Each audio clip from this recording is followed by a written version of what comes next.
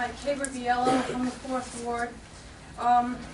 Mr. Wortman presented a piece of this quote-unquote retail. I'm getting the feeling here that no one is acknowledging that there's going to be drug paraphernalia sold at this store.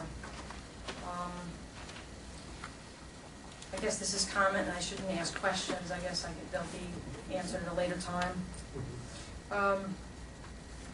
This is a store that I guess in Monroe is selling bongs. Bongs are used for drugs. Apparently not just marijuana, but other things too. Cocaine is smoked, I don't know what else. If I wanted to sell iced tea, I would go to the beach or I would go down in the subway. If I wanted to sell umbrellas, I would go out in Times Square where it was raining. If I wanted to sell bongs, I would go where there's a drug problem. I'm very nervous that this business has chosen Port Jervis to sell its drug paraphernalia.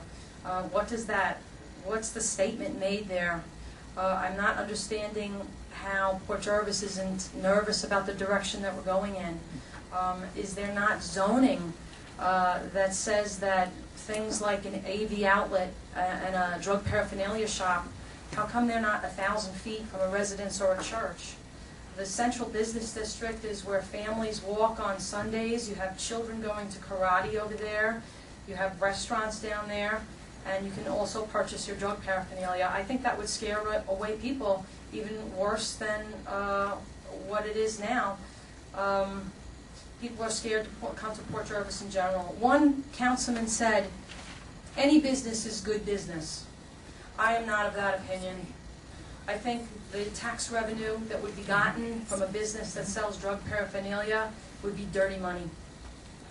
If that's really true. If we're walking into a shop where it's going to be all bong pipes. I know they're already sold at some little deli over by Silk Mills. So now this is going to be like a full-scale shop.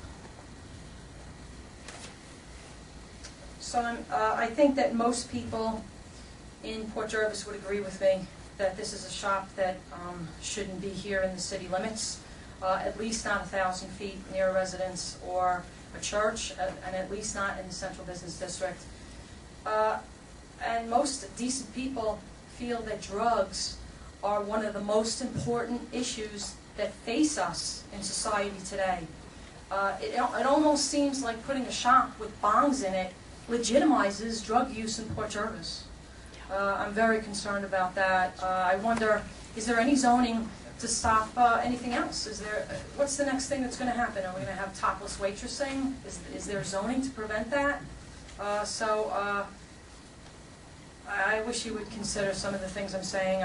I think most people in the city of Port Jervis would not want this here in our central business district, or not even in our city at all. Thank you. Sure, Ken. Okay, along the lines, Wayne, Mr. Kidney, why is it that Warwick, a place like Warwick, I believe I read in the paper that they can zone that every store has to have earthen tones, but we can't zone to not have bongs sold in the central business district? I'm just confused about that.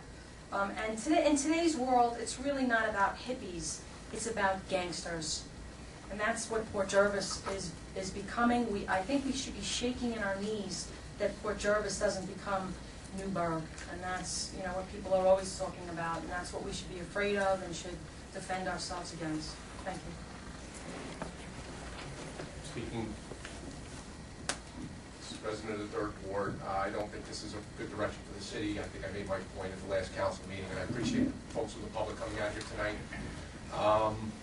I think what we need to do from this point, to answer Ms. Riviello's question, unfortunately, once the horse leaves the barn, the horse leaves the barn. You can't change the law after the fact. And to do so at this point, to try and stop something like this, it's an exercise of futility and get you into a lawsuit. And that's just a plain simple fact.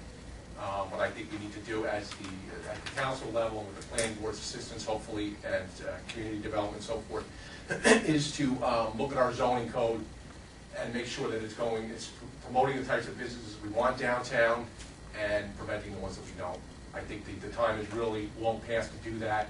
It should have been done before the AV outlet opened. These are not the types of things to build a positive family-oriented community around, and it encourages investment from other positive family-oriented businesses. So I think the time is really now to take a look at this and point this thing in the right direction. Thank you. Thank you.